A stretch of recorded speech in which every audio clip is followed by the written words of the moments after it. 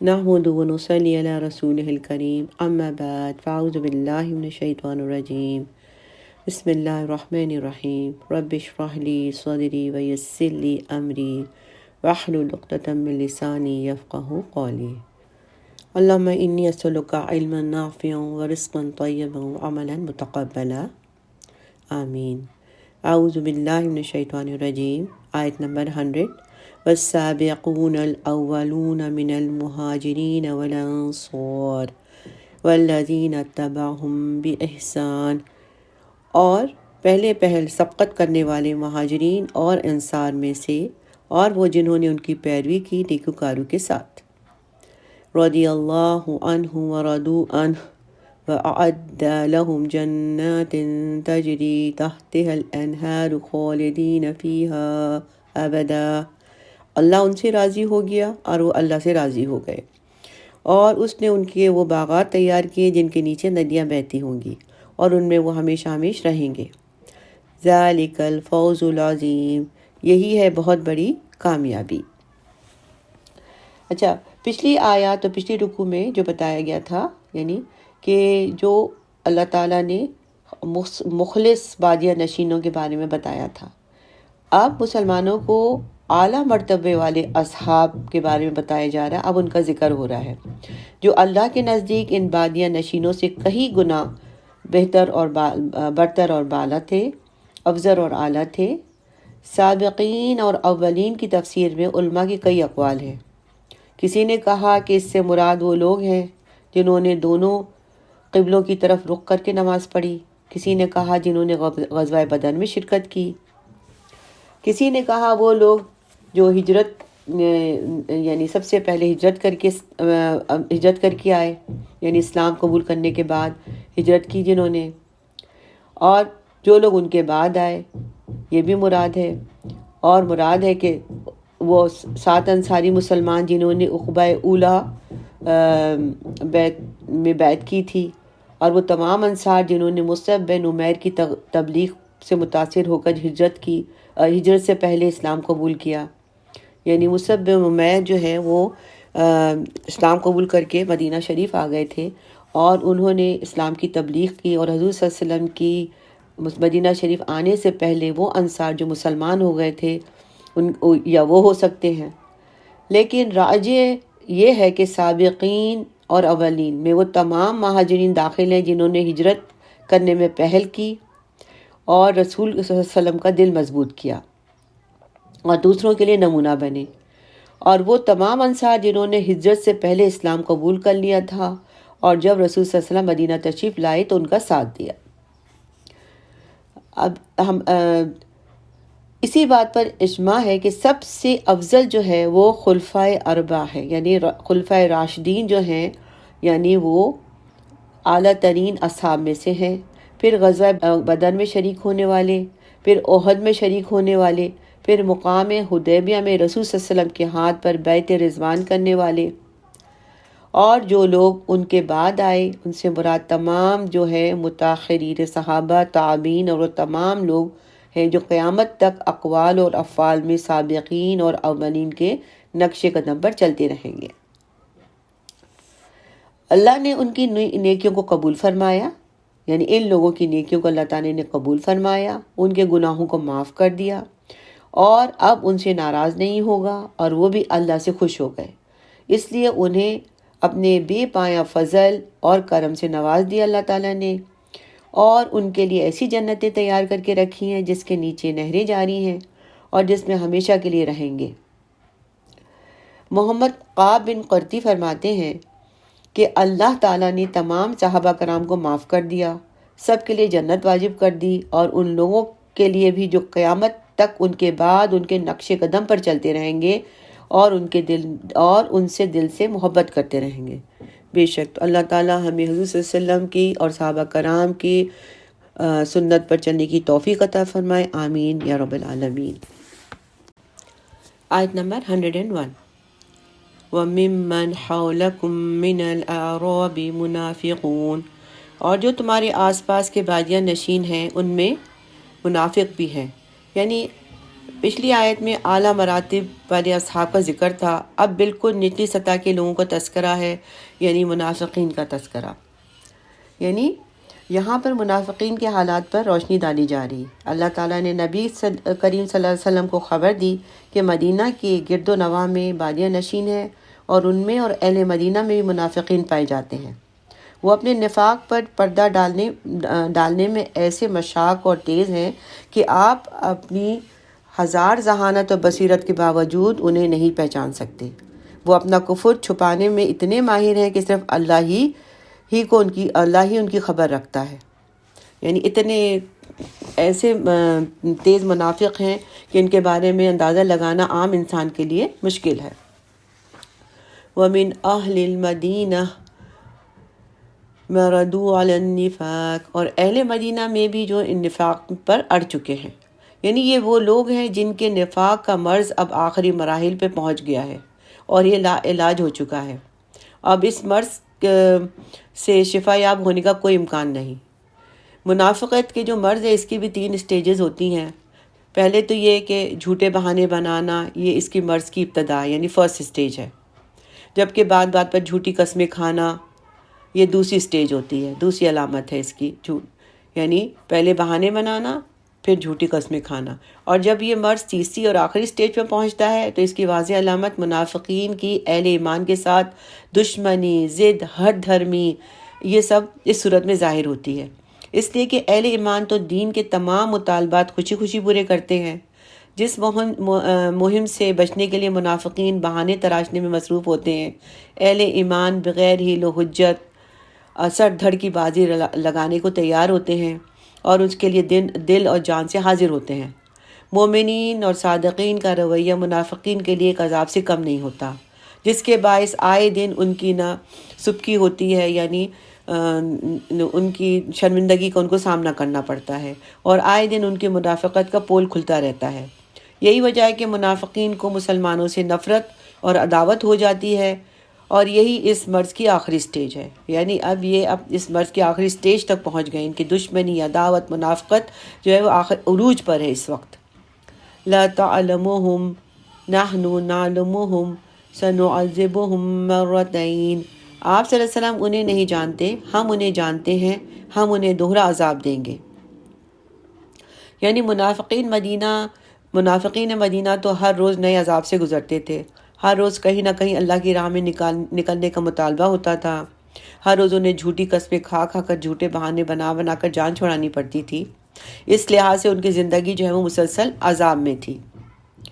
آگے اللہ تعالیٰ فرما رہے ثم یردون الی عذاب عظیم، پھر وہ لوٹا دیے جائیں گے ایک بہت بڑے عذاب کی طرف۔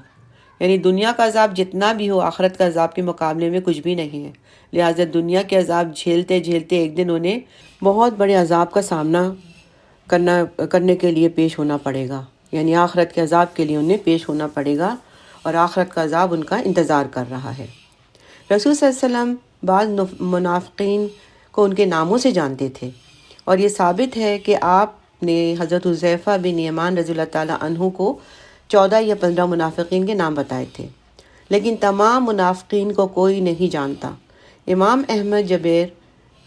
رضی اللہ تعالیٰ عنہ سے روایت ہے کہ انہوں نے کہا، یا رسول اللہ صلی اللہ علیہ وسلم، کچھ لوگوں کا خیال ہے کہ ہم نے مکہ میں جو عمل کیا تھا اس کا ہمیں اجر نہیں ملے گا، تو آپ نے فرمایا تمہارا اجر تمہیں مل کر رہے گا چاہے تم لومڑی کے بل میں رہو۔ پھر آپ نے اپنا سر میرے کان کے قریب میں لا کے کہا کہ میرے صحابہ میں منافقین ملے ہوئے ہیں جو جھوٹی باتیں پھیلاتے ہیں۔ نعوذ باللہ، اللہم لا تجعلنا منہم، آمین۔ آیت نمبر 102، وَآخَرُونَ اعْتَرَفُوا بِذُنُوبِهِمْ، اور کچھ دوسرے لوگ ہیں جو اپنے گناہوں کا اعتراف کرتے ہیں، یعنی وہ اپنی کوتاہیوں کو چھپانے کے لیے جھوٹ نہیں بولتے، جھوٹی قسمیں نہیں کھاتے، جھوٹے بہانے نہیں بناتے، بلکہ کھلے عام اعتراف کر لیتے ہیں کہ ہم سے غلطی ہو گئی۔ زندگی کی مصروفیات کی وجہ سے اور اہل و عیال کی مشغولیات نے ہمیں اس قدر الجھائے رکھا کہ ہم اپنے دینی فرائض کی ادائیگی میں ہم کوتاہی کر بیٹھے، اور جب غلطی کا احساس ہوا ان کو تو کھلا اعتراف کیا انہوں نے، اور لہٰذا اس کی وجہ سے انہوں نے کھلا اعتراف کیا، توبہ کی، تو انہیں اللہ تعالیٰ نے توبہ کی توفیق دی اور ان کو توبہ بھی مل گئی۔ آگے ہے خلطوا عملا صالحا وآخر سیئا، انہوں نے اچھے اور برے اعمال کو گڈمٹ کر دیا، یعنی نیک اعمال بھی کرتے ہیں مگر کبھی کوئی غلطی کر بیٹھتے ہیں تو ایثار اور انفاق بھی کرتے ہیں، اور مگر دنیا داری کے جھمیلوں میں الجھ کر کبھی کوئی غلطی بھی ہو جاتی ہے۔ اسأل اللہ ان یتوب علیہم ان اللہ غفور رحیم، امید ہے کہ اللہ ان کی توبہ کو قبول فرمائے گا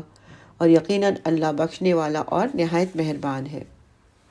اب منافقین کا تو یہ تھا کہ وہ منافقت کی وجہ سے غزوہ تبوک میں شامل نہیں ہوئے تھے اور طرح طرح کے بہانے کر رہے تھے، ابھی تک تو انہی کا ذکر ہو رہا تھا، لیکن اب جو ہے کچھ مخلص مسلمان ہیں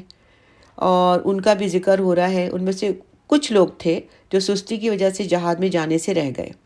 عبداللہ بن عباس رضی اللہ تعالیٰ سے روایت کے مطابق یہ کل 10 لوگ تھے، ان میں سے 7 کو تو اپنی سستی پر اتنی سخت شرمندگی ہوئی کہ ابھی حضور صلی اللہ علیہ وسلم تبوک سے واپس بھی نہیں پہنچے تھے تو یہ خود اپنے آپ کو سزا دینے کے لیے مسجد نبی پہنچے اور اپنے آپ کو مسجد کے ستونوں سے باندھ لیا، اور یہ کہا گیا کہ جب تک حضور صلی اللہ علیہ وسلم خود ہمیں معاف کر کے نہیں کھولیں گے ہم انہی ستونوں پہ بندھے رہیں گے۔ آپ صلی اللہ علیہ وسلم کا واپسی کا وقت قریب تھا، اور جب آپ واپس تشریف لائے تو آپ نے انہیں بندھا ہوا دیکھا تو پوچھا کہ کیا معاملہ ہے۔ اس پر آپ کو علم ہوا کہ انہوں نے اس لیے اپنے آپ کو باندھ رکھا ہے، یعنی کس وجہ سے باندھ رکھا، یہ وجہ تھی کہ وہ سستی کی وجہ سے جنگ میں نہیں شامل ہو سکے۔ حضور صلی اللہ علیہ وسلم نے فرمایا کہ ابھی میں ان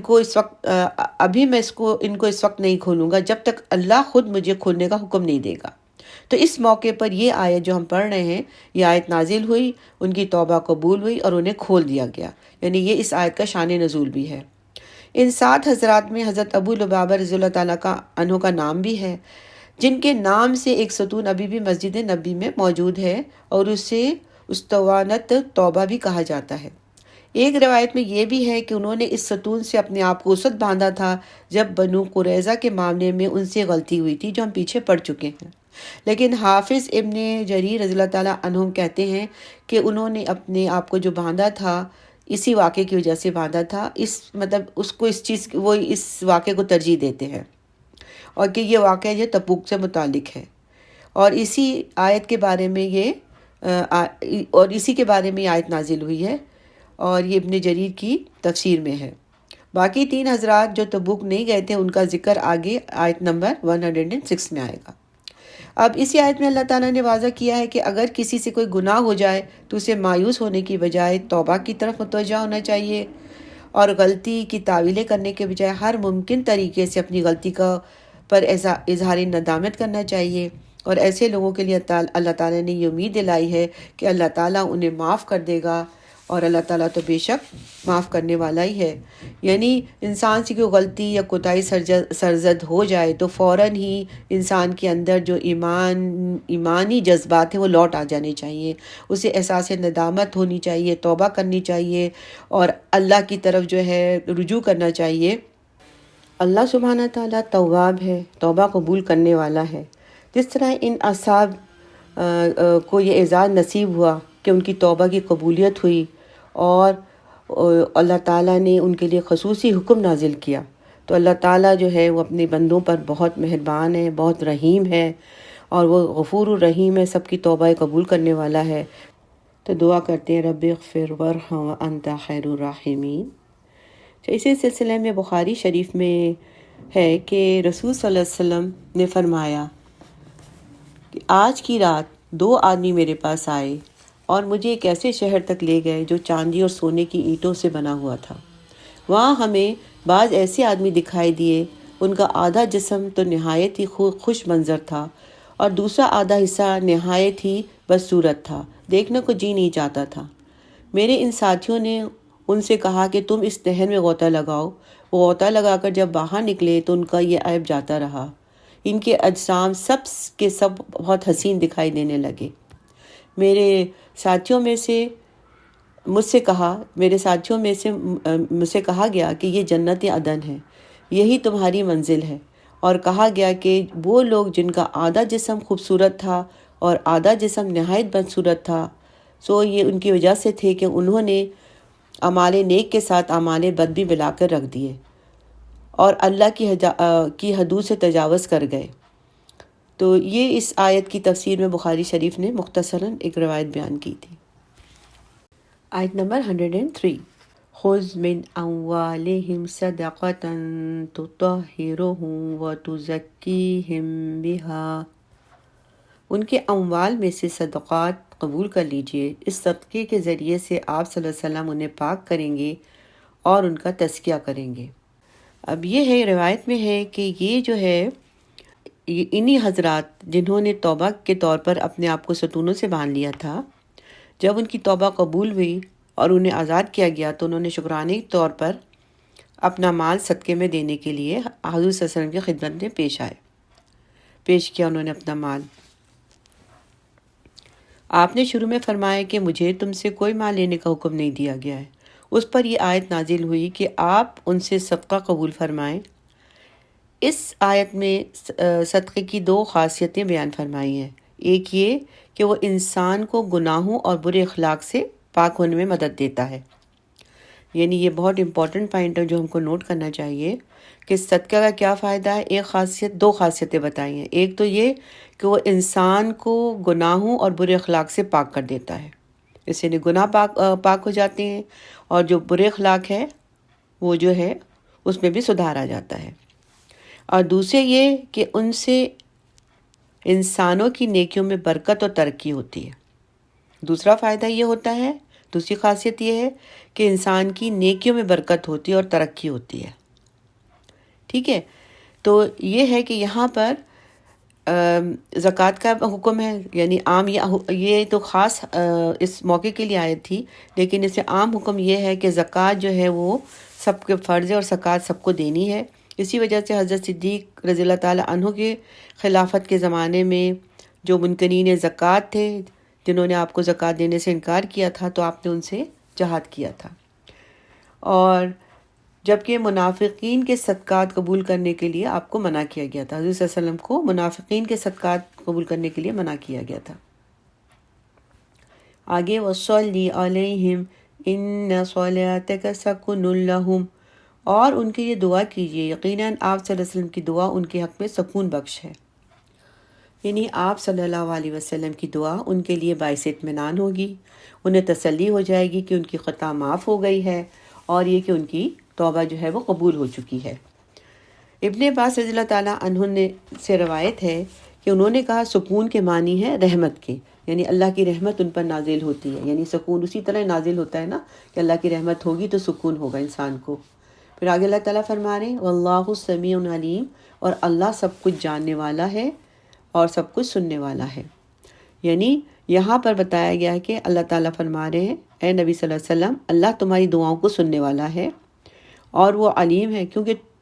وہ علیم ہے اور اس کو معلوم ہے کہ تمہاری دعاؤں کا مستحق کون ہے، اس لیے تم دعا کرو ان کے لیے جو صدقہ لے کر آتے ہیں، اور ان کے تمہاری دعاؤں سے ان کے دلوں کو سکون ملتا ہے، ان کے دلوں کو راحت نصیب ہوتی ہے۔ یعنی آپ صلی اللہ علیہ وسلم کی دعا ہے جو ہے وہ ان کے لیے سکون قلب کا باعث بنتی ہے، ان سب کے لیے۔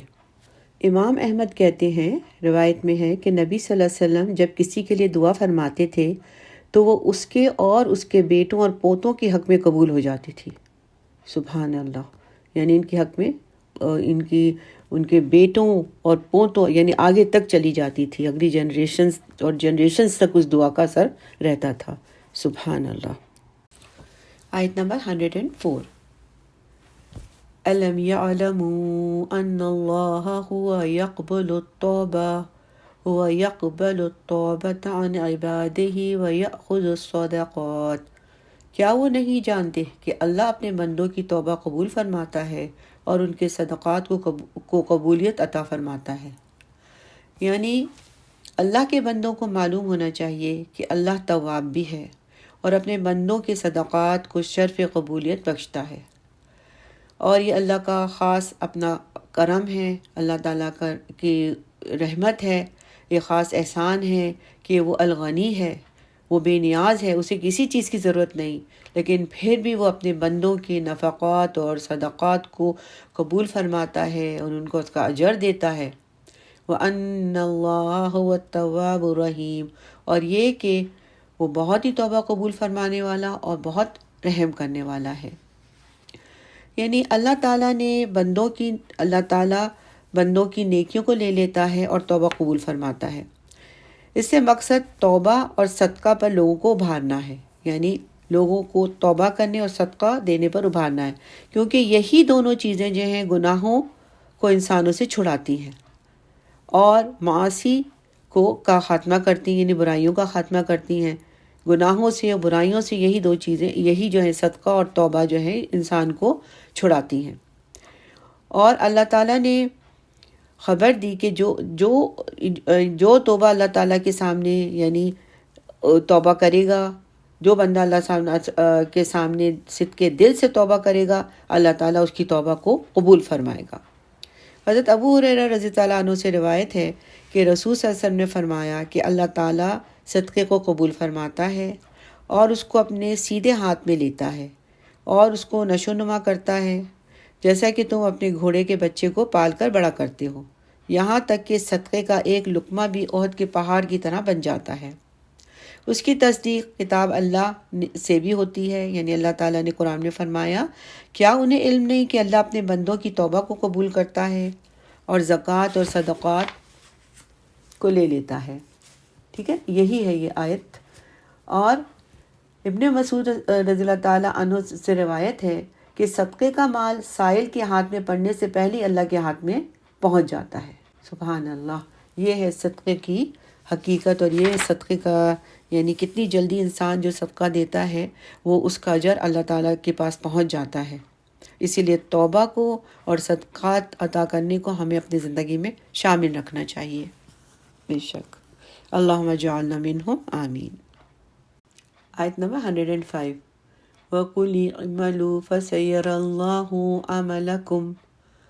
وَرَسُولُهُ وَالْمُؤْمِنُونَ، اور آپ صلی اللہ علیہ وسلم ان سے کہہ دیجئے کہ تم عمل کرو،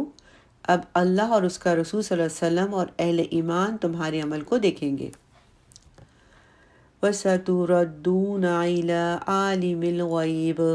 وَالشَّهَادَةِ فَيُنَبِّئُكُم بِمَا كُنتُمْ تَعْمَلُونَ، اور ان قریب تمہیں لوٹا دیا جائے گا اس کی طرف جو ہر غائب اور حاضر کا جاننے والا ہے، پھر وہ تمہیں بتا دے گا جو کچھ تم کرتے رہے، یعنی قیامت کے دن تمہیں اللہ کے حضور پیش ہونا ہے۔ اصل میں یہ جو آیت نازل ہوئی ہے یہ ان کے لیے ہے کہ جو اللہ کے احکامات کے مخالفین ہیں، یعنی اللہ کے احکامات کو نہیں مانتے ہیں اور اللہ کے جو احکامات ہیں اس کے خلاف چلتے ہیں، تو یہاں اللہ تعالیٰ جو ہے کی طرف سے ان کو وعید کی گئی ہے کہ ان کے اعمال اللہ تعالیٰ کے سامنے پیش کیے جائیں گے، اور رسول صلی اللہ علیہ وسلم اور مومنین بھی ان کے اعمال کو ان کے سامنے بھی یہ اعمال ظاہر کر دیے جائیں گے، اور قیامت کے روز یہ ہونا ضروری ہے۔ جیسے کہ قیامت کے روز کا ذکر ہے نا، اللہ تعالیٰ نے فرمایا یعنی بروز قیامت تمہارے اعمال پیش ہوں گے، کوئی ڈھکی چھپی بات بھی پوشیدہ نہیں رہ سکے گی۔ پھر اللہ تعالیٰ نے فرمایا کہ یعنی یوم تبلی السرائر، یعنی دلوں کے چھپے ہوئے بھید ظاہر ہو جائیں گے۔ وَحُصِّلَ مَا فِی الصُّدُورِ، یعنی دلوں میں جو کچھ ہے وہ ظاہر ہو جائے گا، اور وہ دنیا کے لوگ اس سے واقف ہو جائیں گے کہ تم کیا کرتے تھے۔ جیسے کہ سورہ زلزال میں بھی ہے، اور جس نے ذرہ برابر نیکی کی ہوگی وہ اسے بچشم میں خود دیکھ لے گا، اور جس نے ذرہ برابر برائی کی ہوگی وہ اپنی آنکھوں سے اسے خود دیکھ لے گا، یعنی وہاں ہر چیز دودھ کا دودھ اور پانی کا پانی ہو جائے گا، تو لوگ اس سے واقف ہو جائیں گے۔ رسول صلی اللہ علیہ وسلم سے روایت ہے کہ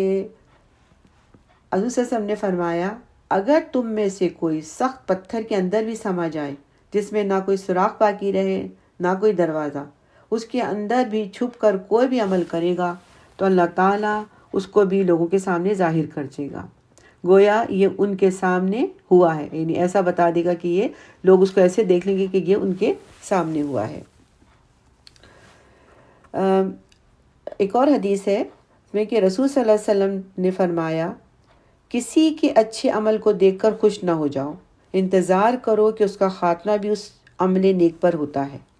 یا نہیں. یعنی لوگ نیک کام کرتے ہیں، لوگ کہتے ہیں اس کا یعنی اس کی تعریف کرتے ہیں کہ کتنا نیک بندہ ہے کیا، لیکن یہ اس کا انتظار کرو کہ اس آدمی کا خاتمہ کس پر ہوتا ہے،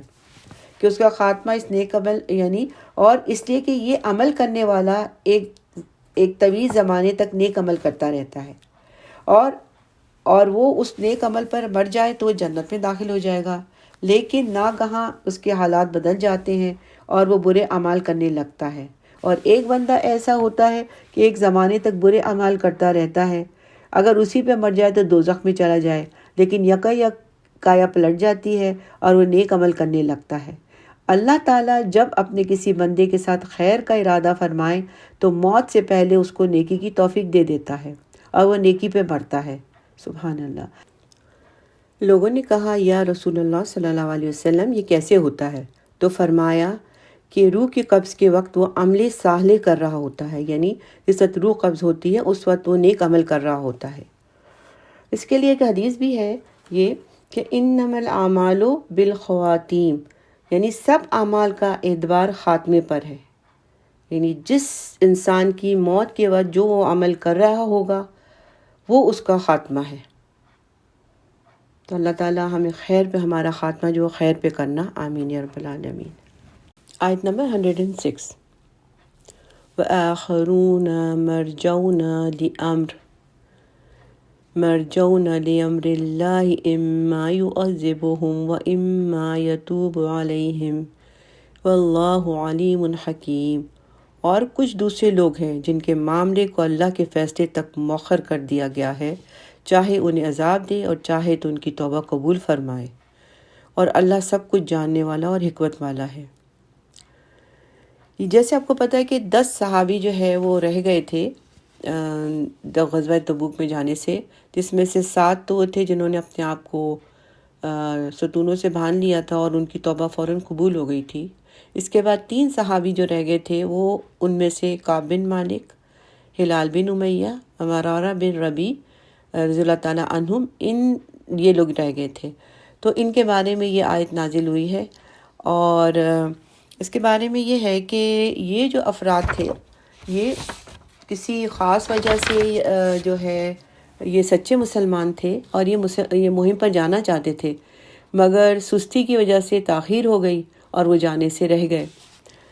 تو اس کا یہ ہے کہ ان حضرات کو ندامت تو بہت تھی،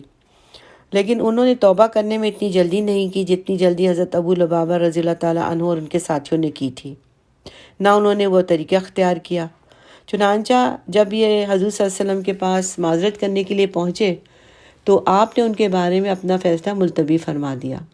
اور جب تک اللہ تعالیٰ کی طرف سے کوئی حکم نہ آئے اس کے بارے میں حکم دیا کہ سب مسلمان جو ہیں ان سے معاشرتی بائیکاٹ کر لیں. چنانچہ 50 دن تک ان کا بائیکاٹ رہا،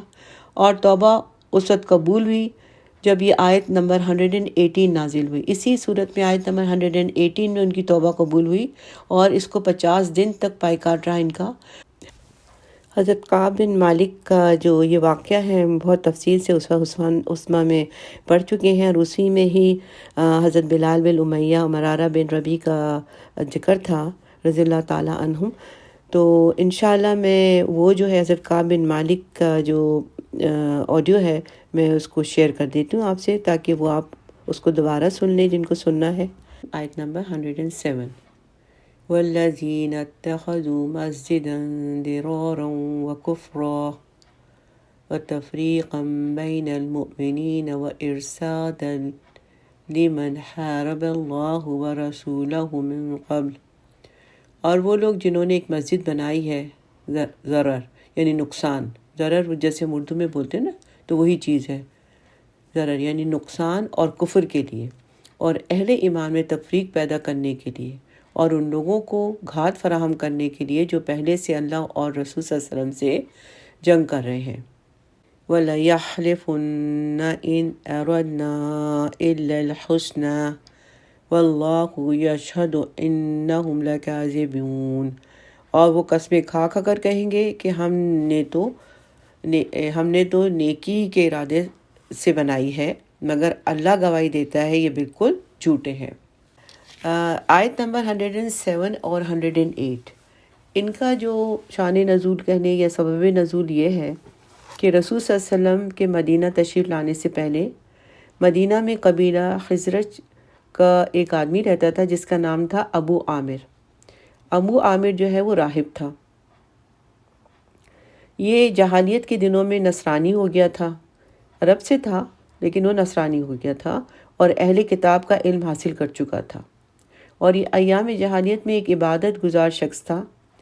اپنے قبیلے میں اس کو بڑی بزرگی حاصل تھی۔ جب نبی صلی اللہ علیہ وسلم ہجرت فرما کر مدینہ شریف تشریف لائے اور مسلمانوں کا آپ کے پاس اجتماع ہونے لگا، مسلمان آپ کے پاس آنے لگے اور اسلام جو ہے وہ پھیلنے لگا، اسلام کے بول بالا ہونے لگا، اور بدر کی لڑائی میں بھی اللہ تعالیٰ نے مسلمانوں کو غالب رکھا، تو ابو عامر کو یہ سب باتیں بہت ہی بری لگی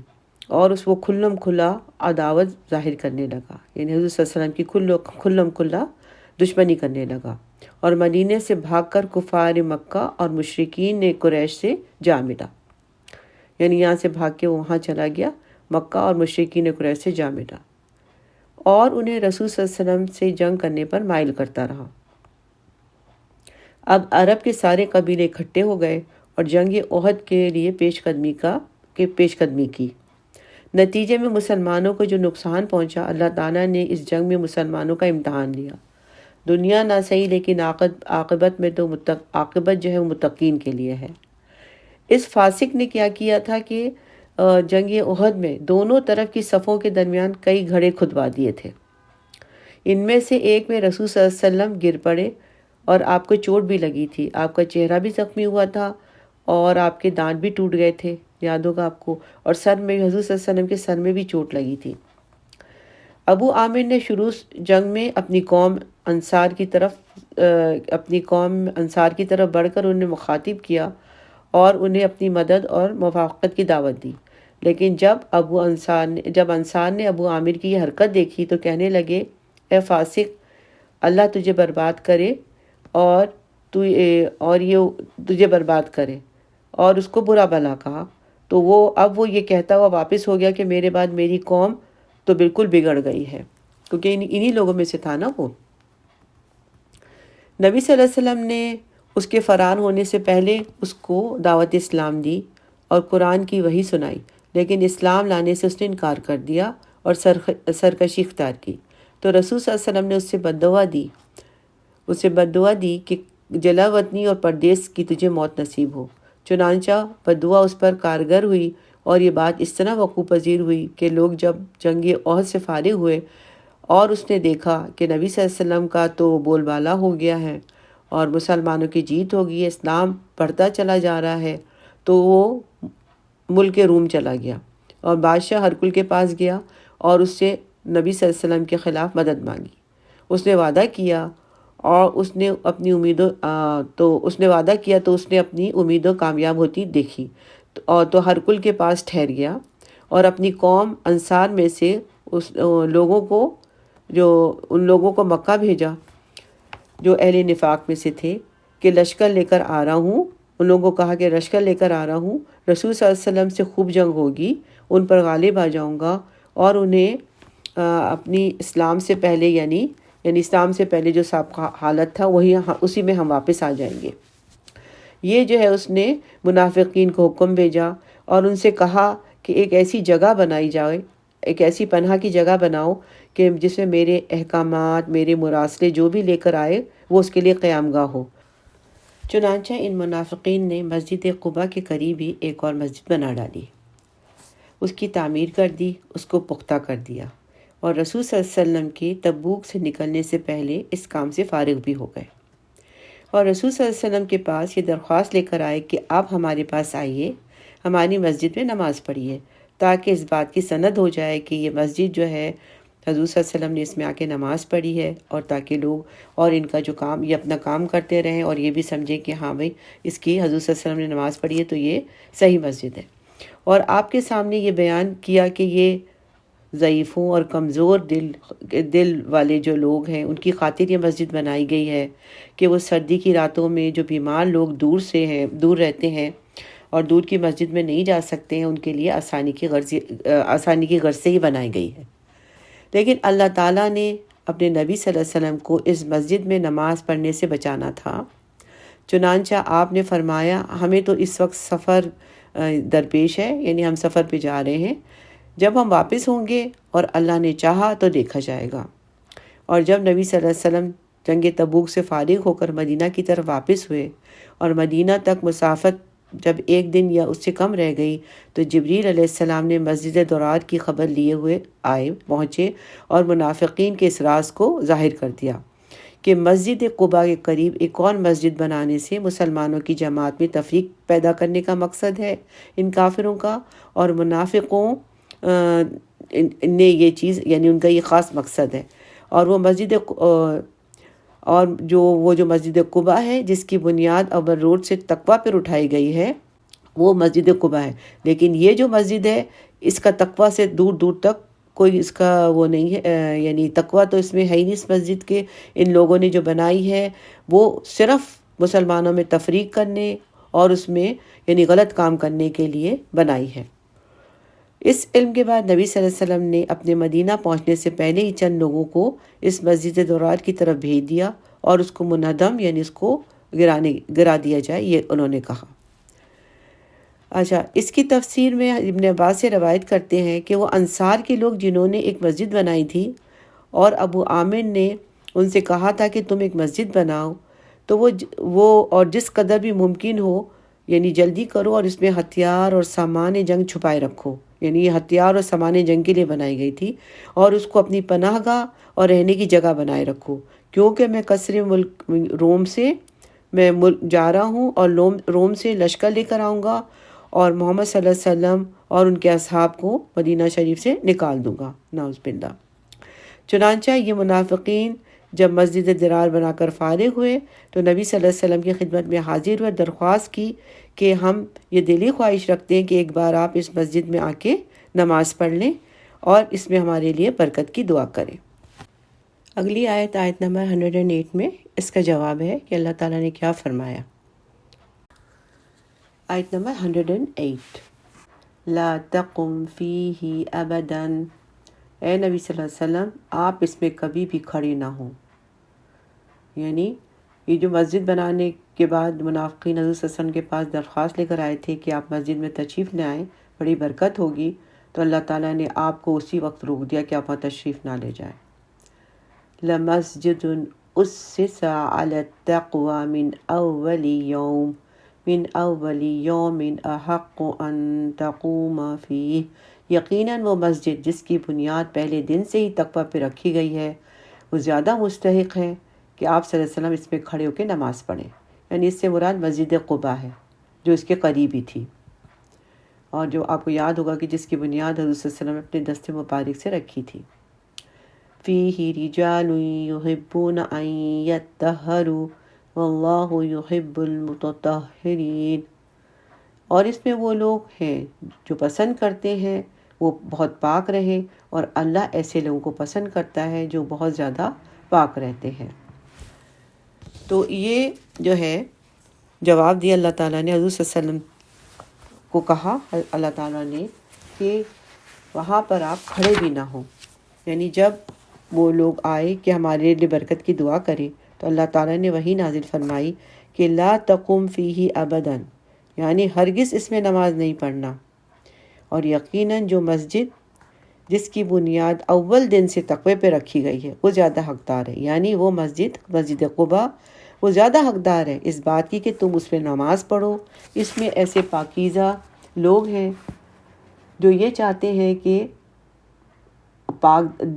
دل رہے، اور اللہ تعالیٰ ایسے پاکیزہ دلوں کو پسند کرتے ہیں۔ اور قرآن کی یہ آیت ان منافقین کے بارے میں نازل ہوئی ہے، والذین اتخذوا مسجدا ضرارا وکفرا، یہ لوگ جنہوں نے مسجد بنائی ہے 12 افراد تھے، اور اس میں سے ایک خدام بن خالد، اسی کے گھر سے اس مسجد کا راستہ نکلتا تھا۔ اچھا، وہ لوگ جنہوں نے اس کو بنایا تھا وہ قسمیں کھا کر کہہ رہے تھے کہ ہم نے تو نیک ارادے سے اس کی بنیاد ڈالی ہے، ہماری تو پیش نظر تو صرف لوگوں کی خیر خواہی تھی، لیکن اللہ تعالیٰ نے فرمایا، اللہ تعالیٰ نے ان کے یہ جھوٹ کو ظاہر کر دیا۔ اللہ تعالیٰ فرمانے واللہ یشہد انہم لکاذبون، اللہ شہادت دیتا ہے کہ یہ لوگ جھوٹ بولتے ہیں، یعنی جو انہوں نے ارادہ کیا ہے، جو نیت رکھی ہے، اس میں یہ جھوٹے ہیں۔ اور ان کا مقصد صرف بنانے کا یہ ہے کہ مسجد قباء کے قریب اس لیے انہوں نے بنائی ہے کہ اس کو نقصان پہنچائیں اور اپنا جو کفر ہے اس کو پھیلانے میں اور مسلمانوں میں تفریق ڈالنے میں پیش رہیں، اور اللہ کے رسول سے لڑنے کے لیے ایک جگہ بنائے رکھیں اور یہاں بیٹھ کے مشورے وغیرہ کریں۔ اور جو شخص جو ابو عامر ہے وہ فاسق، وہ جو راغب جس کو سمجھا جاتا تھا، اللہ تعالیٰ نے اس پر لعنت کی ہے، اللہ تعالیٰ اس پر لعنت کی ہے، اور کہا اللہ تعالیٰ نے حضور صلی اللہ علیہ وسلم کو لا تقم فیہ ابدا، یعنی حضور صلی اللہ علیہ وسلم اس میں نماز نہ پڑھیں، ان کی بالکل ممانعت فرما دی۔ اچھا، اس کے علاوہ یہ کہ نماز نہ پڑھنے میں حضور صلی اللہ علیہ وسلم کے جو تابع لوگ ہیں، یعنی حضور صلی اللہ علیہ وسلم کی امت کو بھی کہہ دیا گیا، چنانچہ مسلمانوں کو بھی تاکید کی گئی کہ اس میں کبھی بھی اس میں آپ نماز نہ پڑھیں۔ پھر مسجد قباء میں نماز پڑھنے پر ابھارا گیا ہے۔ مسجد قباء کی بنیاد جو ہے وہ شروع ہی سے تقوی پر ڈالی گئی تھی۔ تقوی کیا ہے؟ اطاعت اللہ اور اطاعت رسول کو کہتے ہیں۔ تو یہاں اس مسجد میں مسلمان مل کر بیٹھتے ہیں، دینی مشورے کرتے ہیں، اور اسلام اور اہل اسلام کی یہ پناہ گاہ تھی، اور اسی لیے اللہ تعالیٰ نے فرمایا لَمَسْجِدٌ أُسِّسَ عَلَى التَّقْوَى مِنْ أَوَّلِ الْيَوْمِ احق ان تقوموا فی، یعنی اس میں آپ نماز پڑھیں۔ اسی لیے حدیث میں ہے کہ نبی صلی اللہ علیہ وسلم نے فرمایا کہ مسجد قباء میں نماز پڑھنا ایک عمرہ کے ثواب کے برابر ہے، اور حدیث میں ہے کہ نبی صلی اللہ علیہ وسلم مسجد قباء کی طرف سوار ہو کر بھی آتے تھے اور پیدل بھی چل کر آتے تھے، اور رسول صلی اللہ علیہ وسلم نے جب اسے بنایا تو آپ کی سب سے پہلی تشریف آوری بنی عمر بن عوف کے گھر کے پاس تھی، اور اس مسجد کا جو قبلہ کا تعین جو کیا وہ جبریل علیہ السلام نے حضور صلی اللہ علیہ وسلم کو بتایا تھا۔ اس کا مسجد میں جو قبلے کا تعین تھا وہ جبریل علیہ السلام نے حضور صلی اللہ علیہ وسلم کو بتایا تھا۔ امام احمد نے بیان کیا ہے کہ نبی صلی اللہ علیہ وسلم مسجد قباء تشریف لائے اور کہا کہ نماز کے لیے تمہاری طہارت کی اللہ تعالیٰ نے بڑے اچھے الفاظ میں تعریف کی ہے، سو وہ تمہاری کون سی طہارت ہے؟ تو کہا یا رسول اللہ، ہم کو تو اس کے سوا کوئی علم نہیں کہ یہود ہمارے پڑوس میں ہیں، اور وہ حاجت یعنی رفع حاجت کے بعد وہ پانی سے اس کو جگہ کو دھوتے ہیں، تو ہم نے بھی یہی طریقہ اختیار کیا، یعنی اسلام قبول کرنے سے پہلے بھی انہوں نے طہارت کا جو ہے وہ اہتمام کیا، اور اسلام قبول کرنے کے بعد بھی یہ جو ہے وہ اچھی جو طہارت کرتے تھے، اچھے طریقے سے کرتے تھے، پانی سے دھوتے تھے۔ تو اللہ تعالیٰ کو یہ پسند آیا، اور اس آیت میں اللہ تعالیٰ نے کہا نا کہ فیہ رجال یحبون ان یتطہروا واللہ یحب المتطہرین، یعنی ان سے پوچھا گیا، مسجد قباء والے مسلمانوں سے پوچھا گیا کہ آپ لوگوں کا کیا عمل ہے، کس عمل کی وجہ سے اللہ تعالیٰ نے آپ کی طہارت کی تعریف فرمائی ہے؟ تو انہوں نے یہ فرمایا کہ ہم قضاء حاجت کے بعد جو ہے پانی سے طہارت کرتے ہیں، اور یہ یعنی کہ اللہ تعالیٰ نے یہ طہارت کا اس معیار کی تعریف کی ہے، یہاں پر ان کی اس معیار کی تعریف کی ہے کہ یعنی صاف ستھرے پاک صاف لوگ اللہ تعالیٰ کو پسند ہیں۔ اچھا، ایک روایت میں ہے کہ رسول صلی اللہ علیہ وسلم نے ایک دفعہ صبح کی نماز پڑھائی، اس میں سورہ روم پڑھنے میں آپ کچھ شک سا ہو گیا، آپ کچھ بھولنے لگے، تو آپ جب واپس ہوئے تو فرمایا قرآن پڑھنے میں کچھ گڑبڑ ہو جاتی ہے،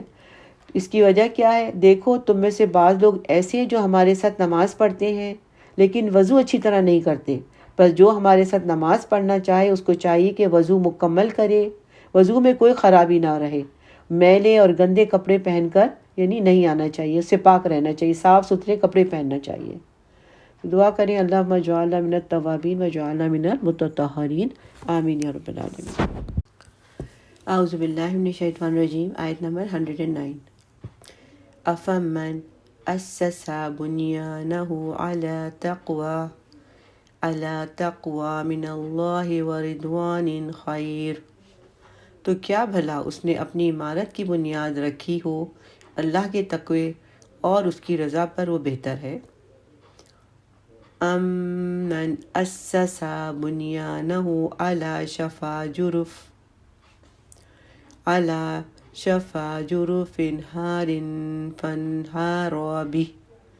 فانہار به فی نار جہنم،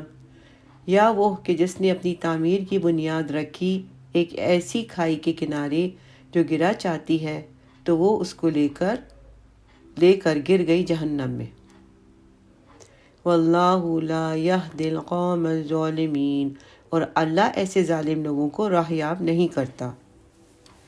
اس آیت میں اللہ تعالیٰ فرما رہے ہیں کہ وہ لوگ جنہوں نے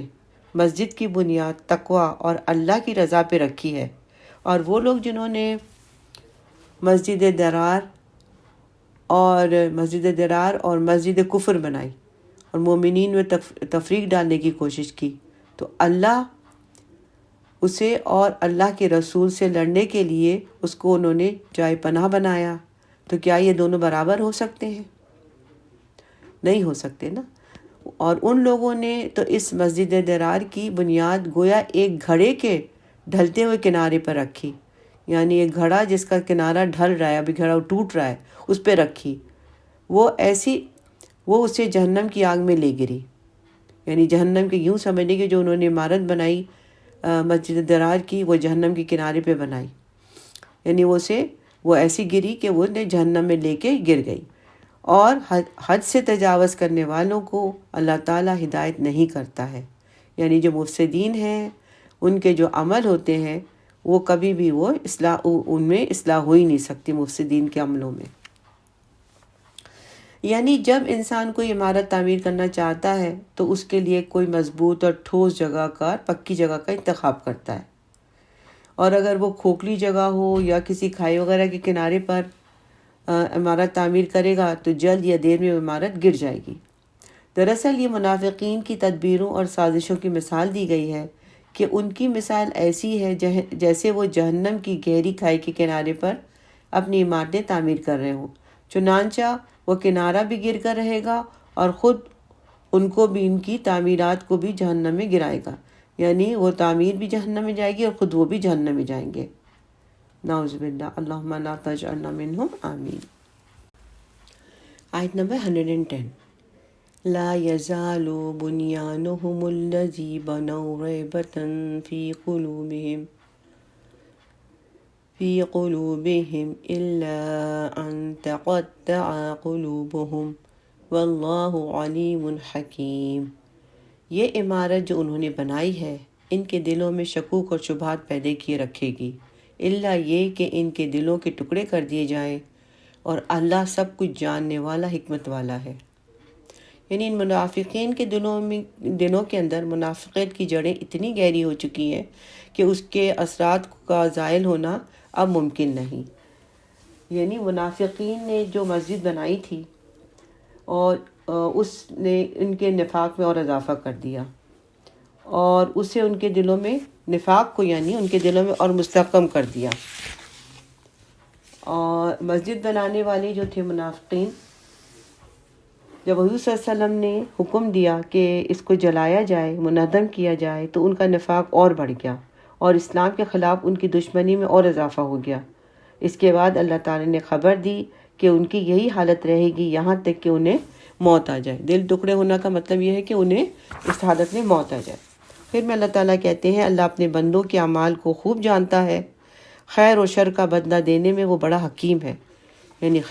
شر اور خیر جو ہے اس کا جو بھی بدلہ ملے گا انسان کو، وہ اللہ کے جو علم ہے اور اس کی حکمت کی بنا پہ ملے گا۔ تو الحمدللہ یہاں اس رکوع کا اختتام ہوا۔ اللہ تعالیٰ قبول فرمائے، اور اس کے پڑھنے پڑھانے میں ہم سے جو غلطیاں، جو کوتاہیاں ہوئی ہیں، اللہ تعالیٰ ہم سب کو معاف فرمائے۔